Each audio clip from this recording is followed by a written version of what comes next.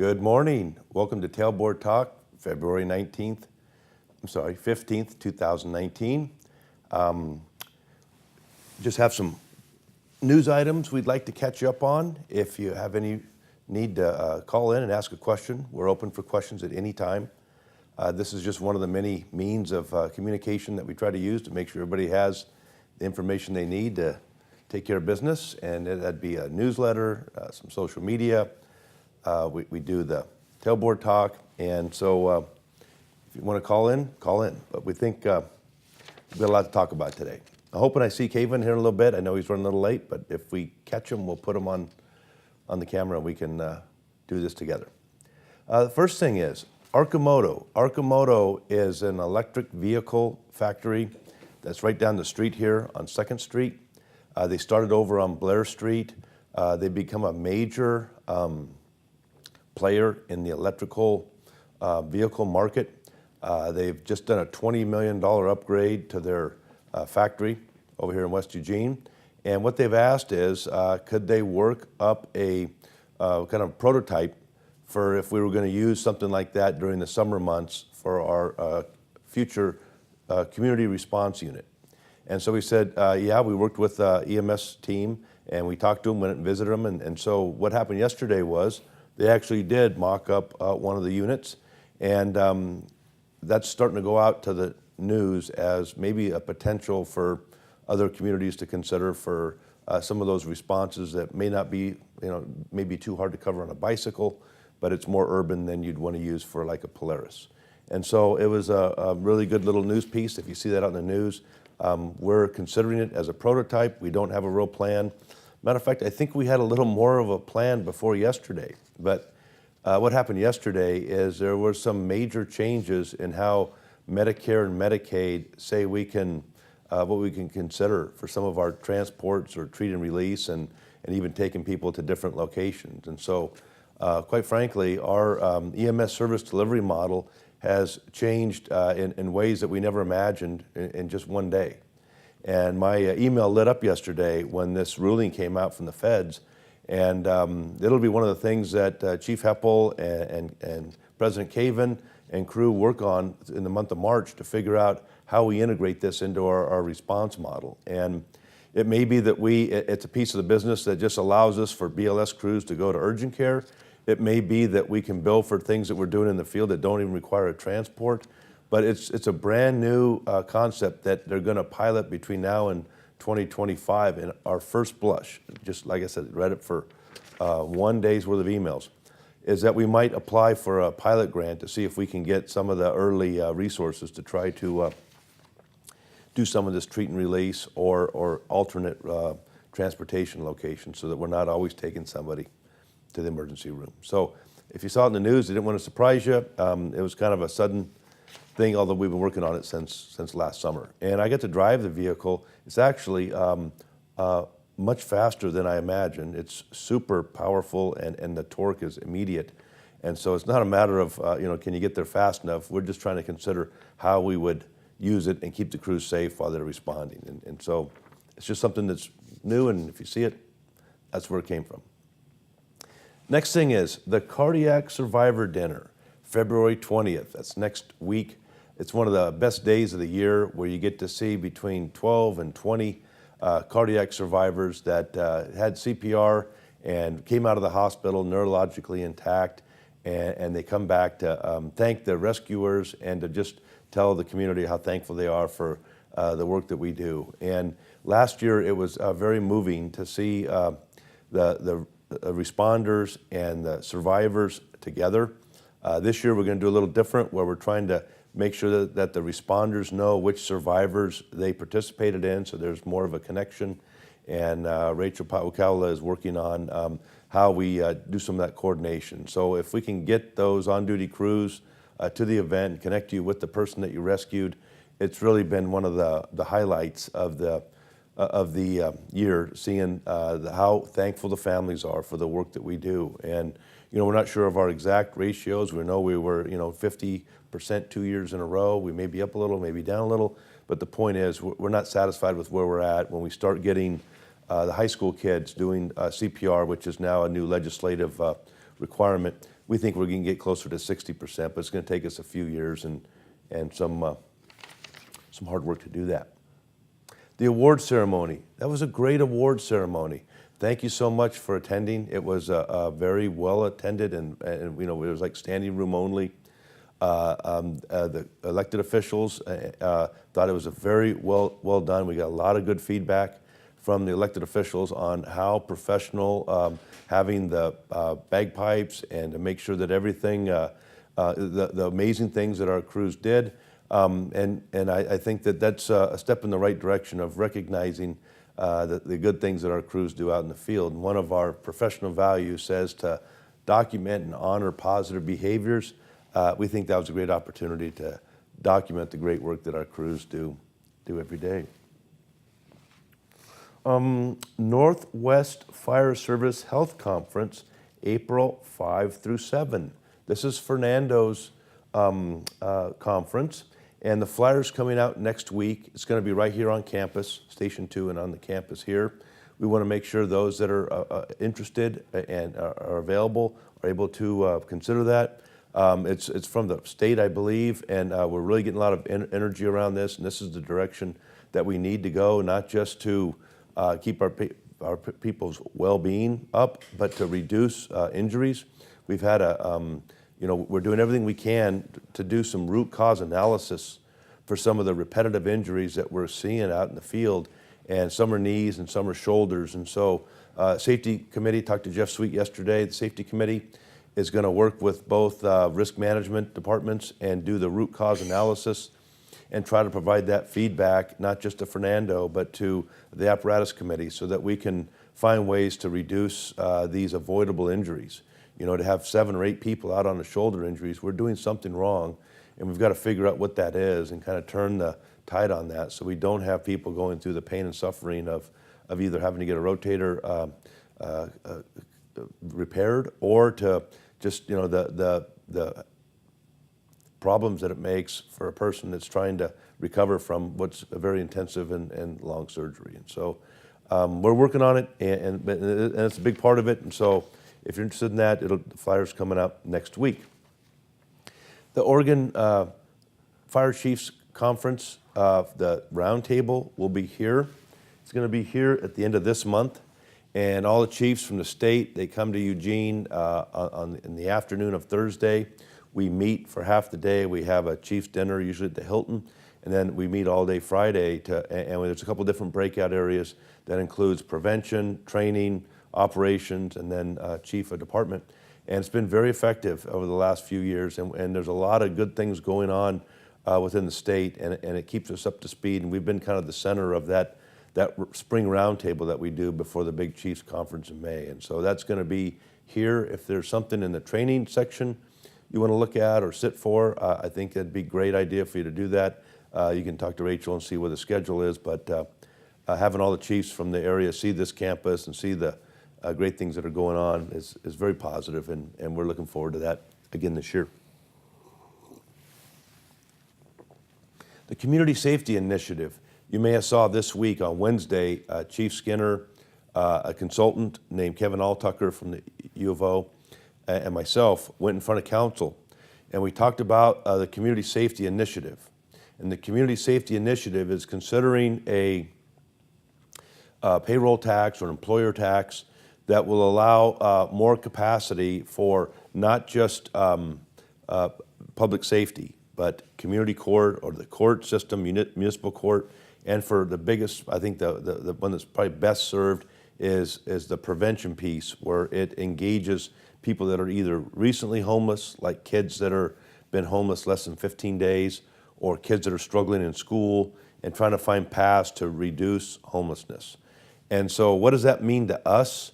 What it means to us is we have a couple programs peppered in there that are coming over the next year and then the year after that is going to be really important to changing how we deliver our service and reducing our low acuity calls, reducing our no acuity calls, and trying to refine and get people the right medical care that they need without using the 911 system.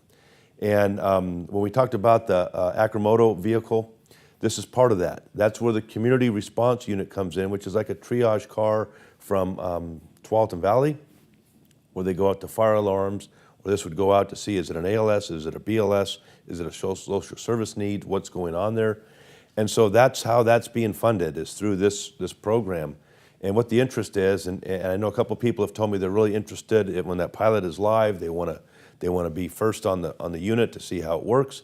And so we've got a lot of, I think, excitement about what might happen as a result of that deployment. But that's coming as early as next year. And now that we have the Medicare, Medicaid piece to go with it, it's really going to change what we might consider for that deployment. And the interest here is twofold. One is we don't want to take crews out of the station to go to low acuity calls and screw up the response reliability for the big 5 calls and for fires and emergencies.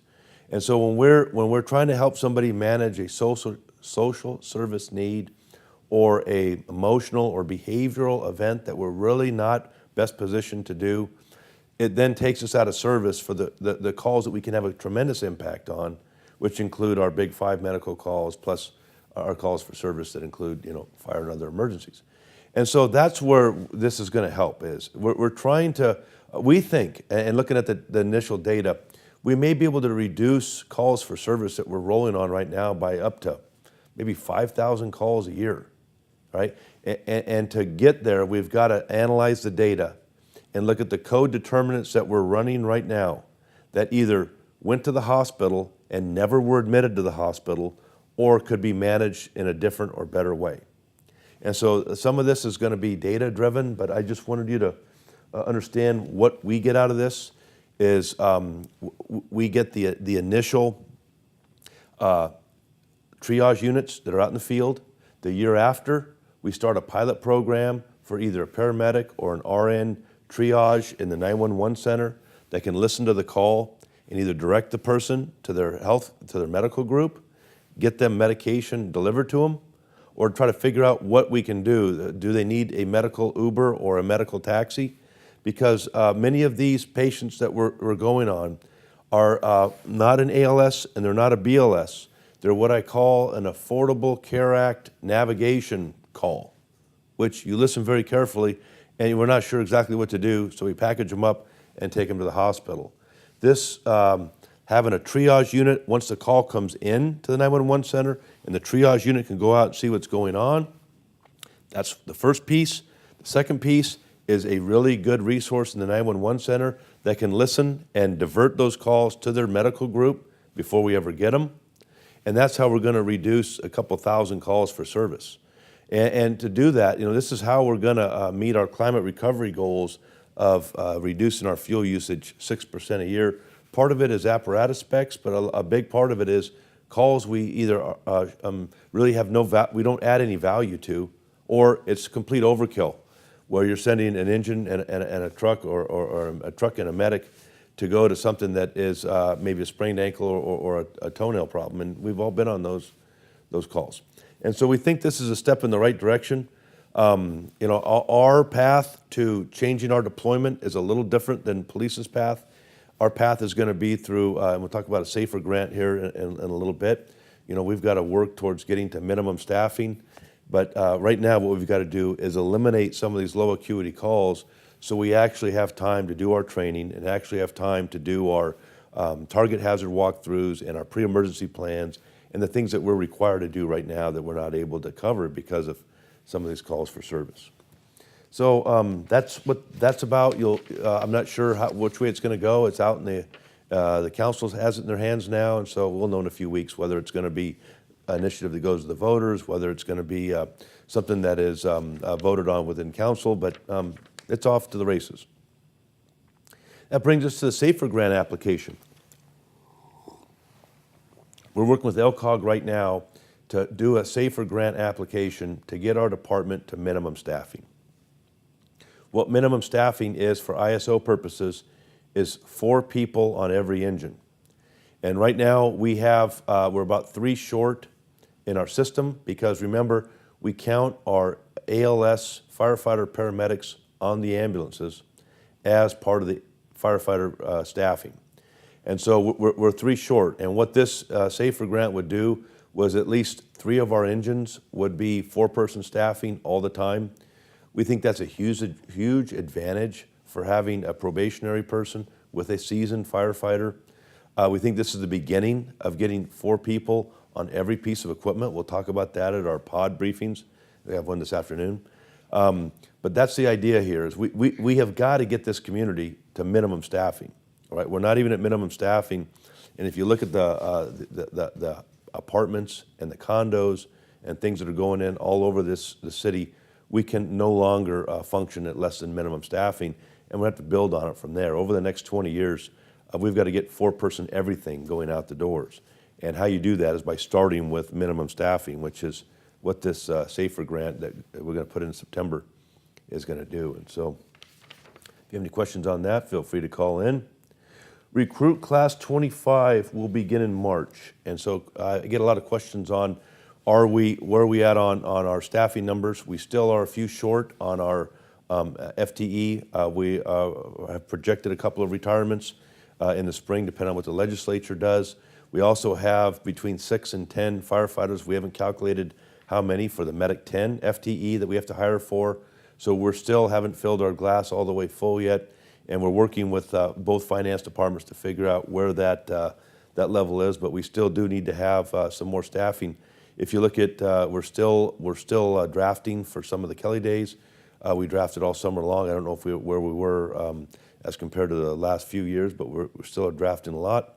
And we need to get some FTE hired for Medic 10 rather than just have those, excuse me, rotate in. A nasty cough this week. Sorry about that. Social media, our Recruit Class 24 generated 28,000 views, which is a lot. You guys are very popular. EMS survey, I didn't bring it down here. Oh, thank you. Yeah, if you could bring that, Rachel, that'd be great. EMS survey was pretty great this month. We vacillate between 93% and 95%. We've been as high as 96. This is 95.19, which is really good. You can get this on stats in eLog. And a couple of things I just want to let you know is that we're getting tremendous scores on how we take care of our customers. And we're getting some consistent challenges on how we manage pain. So we're talking to the training division about that. We maybe look at the protocols. We get negative feedback every month that the vehicles that they ride in are uncomfortable. We haven't tracked that to specific vehicles, where maybe it's the older million-mile chassis units or not. But I think some of the newer ones ride really well. But the older ones that I've been in the back of, even when you're just trying to get to a call, are fairly rough. And so we're going to try to work hard to get those out of the system and get the more comfortable units in there. But one of the things we're learning from this data is that our crews consistently do a really great job. But there are some things that we can look at, and that is comfort of the ride, which we can handle through apparatus specs, and making sure we manage their pain adequately when somebody needs pain management. So I think that's every month running. We get feedback that the, people's pain could be managed better, and so we're going to work on that. Sorry about that again. Pod discussions. We have one this afternoon. They're coming your way. We've got about half the department done. We've got about another, probably 20 meetings to go. And what we want to do is fill you in on the, 1, 3, and 5-year plan. Let you know what the priorities are. We want to get these done so we can talk about what our collective values are. I get a lot of feedback. We started these in August. Hope to finish them up in the next month or two. And at the end of that, we're going to publish what our goals and values are for the next few years, but we think we're on the right track to kind of grow the organization with the community, including the staffing, which is probably the biggest deal. We've got to catch up in staffing. This city is getting too big too fast. And if you look at the urban interface challenge that we're going to experience over the next decades, and just talking about climate change and how the how things are changing all over the West. It was serious enough that city manager's office granted us a couple $100,000, $200,000 to work on fuel reduction in the South Hills over this summer. And what we're going to do is partner with probably Northwest Youth Corps and some other youth initiatives to try to get apprentices trained to operate saws and to run some of the equipment to get some of this dead and dying material either down and off the hill or down and run through the chipper. And so everybody is genuinely concerned. I'm concerned, and I think this is how we're going to drive the discussion about staffing is we've got to have an extra person on every engine, so our hose stretching is 25% faster with 25% less injuries, and that's really important when you start talking about how to keep a expanding interface fire from becoming a conflagration. The more staffing you have in that area, the better it's going to be. And if we land that SAFER grant, that's probably where our staffing will be assigned for the summer months to make sure we get a good fast hit on anything that pops in the South Hills or the Mountain Gate area. Badges, e-log photos. Chief Brown will be back in the office next week. We have a strategy that's going to include getting everybody their badges. They're all here. When we do that, we want to get new pictures into e-log. If you've seen our e-log photos, there are a very wide range of uniforms, and some are in red T-shirts, some are in suits from their interview process. When you get everybody in the proper uniform with the proper badge and get new photos, so there'll be a schedule that comes down from Chief Brown, and we'll coordinate with Rachel and Manny about getting into the studio here and getting your picture taken, getting a new badge, and getting you ready for showtime on e-log. But our e-log is it's backlogged, and we have to go through IT to get some of the stuff updated. So we're working on that right now. But we want to make sure everybody has the appropriate picture in their e-log file. Affair of the Heart. I had some good feedback for the crews that attended. I think it was mostly our female firefighters that had a booth there. It was very well received. They really appreciated the professionalism that you brought to letting people understand how important it is to take care of their well-being, especially for cardiac risk. And so that was very nice from the community, and it was very well received. So thank you if you worked on that. That was very nice. February 19th, there's a Wildland documentary that is filmed in Oregon, and we got notified that I think it's going to kick off next week, and it's going to be at Valley River Center in the IMAX Theater.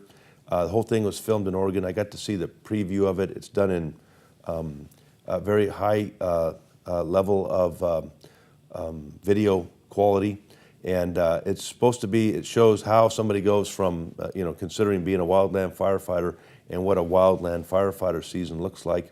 And I just think it's a good idea. We want to make sure that you were invited. I'm going to see how many people want to go see that on the 19th, but I'm going to go to IMAX and see that myself.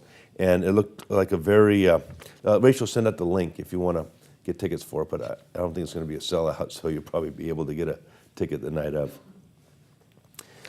Talking about the growth of our community, Fifth Street Market did the groundbreaking yesterday.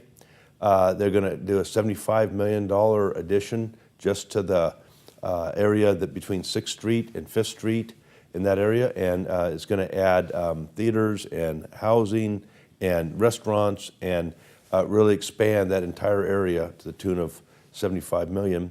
And the next thing right after that is the riverfront. That's getting ready for final approval. We have our operations and prevention people working with the developers right now to manage the street standards. Those street standards are probably going to have to change to be some of the most modern in the country, which is the same thing that's been adopted by Seattle and San Diego. And so we're going to wind up having narrow streets, just like they do in most parts of the country. And some of the apparatus we have now, that's why we have 2 tillered aerials that we can take one out of service and still have another one. Probably when we order future tillered aerials, some of the trends are going towards 14-foot outriggers or some of the smaller outriggers.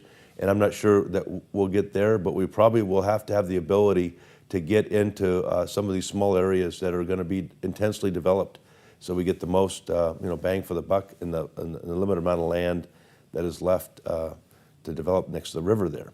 And so that's kicking off the Fifth Street Markets this month, and Riverfront will be just right behind it the next few months. And so I just wanted to let you know that we've been talking about the development that's coming. It's here, and they'll be tearing that up this spring, and it should be done by 2021 for sure, but some of the riverfront will go well beyond that. Just one quick thing about the community safety. I went to a conference in Seattle last week. It dealt with homelessness and the fire service. There were chiefs from Phoenix, San Diego, Vancouver, British Columbia, Seattle, Spokane, Salt Lake City, Sacramento. We all met in Seattle, and we talked about all the strategies that we have going on to manage our homeless populations and what it's doing to our call volumes and our response reliability. And we were actually a little bit ahead of the curve on with Cahoots and some of the things that we're doing, but that's just the beginning of what's going to happen with this community safety. And so many departments are contacting us and asking us how do they get into the Cahoots type business using 501(c) or whatever they do for Whitebird. And so it was a really good opportunity to see that we are ahead of the curve. And I know it's not optimal here, but there are a lot of places that have it a lot worse. And I'm not satisfied that we're where we need to be. Like I said, we need to shed about 5,000 calls a year. Just those are right now our numbers. And but I just wanted you to know that all over the West, people are having these similar struggles, and that we'll probably be connecting them with Whitebird to figure out. Portland Police Bureau came down 2 weeks ago. We visited with them at the police department, and they're going to try to figure out how they engage their nonprofit community to do something similar to Cahoots. So we're moving in the right direction. That program needs to be vastly expanded. What we don't want to do is kind of get in the way of how that grows, and the community safety initiative has a lot in it for the courts, and what we're trying to do is grow it enough to cover the responses in the field, but also try to eliminate future responses. So it's kind of a complex model, but it's actually has a great chance of working in this community. So that's the good news that I have. I'll give it about 30 seconds until we see if anybody has any questions. If not, I'll assume we've answered most of your questions. And if you have any questions, you can either give me a call or get on the schedule for Rachel so I can come out and see you one of these Friday afternoons and answer your questions in person. So with that, we'll start the countdown for the phone to ring. And no phone call being heard. Have a great weekend. Long weekend for those that are on a 40-hour week, but for shift folks, just another weekend. Thank you. See you next month.